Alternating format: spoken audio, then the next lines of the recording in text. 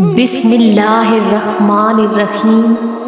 شروع اللہ کے نام سے جو تمام جہانوں کا مالک اور پالنے والا ہے اور عظیم الشان ہے۔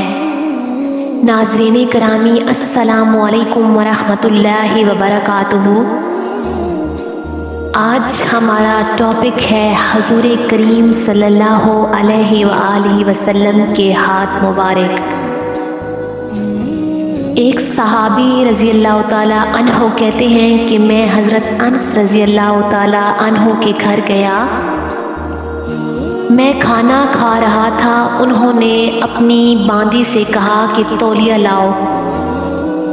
جب وہ تولیہ لائیں تو دیکھا کہ میلا کچیلا تھا۔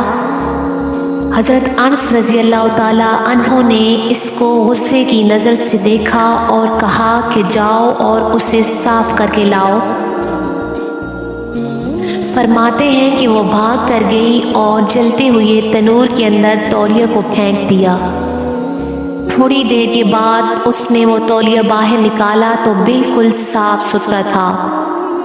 وہ گرم گرم تولیہ میرے پاس لائی تو میں نے ہاتھ تو صاف کر لیے، مگر حضرت انس رضی اللہ تعالیٰ عنہ کی طرف سوالیہ نظروں سے دیکھا۔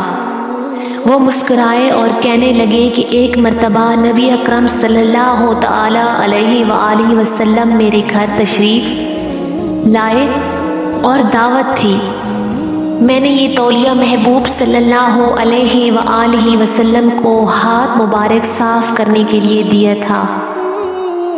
جب سے محبوب صلی اللہ علیہ وآلہ وسلم نے ہاتھ مبارک صاف کیے، آگ نے اس تولیہ کو جلانا چھوڑ دیا۔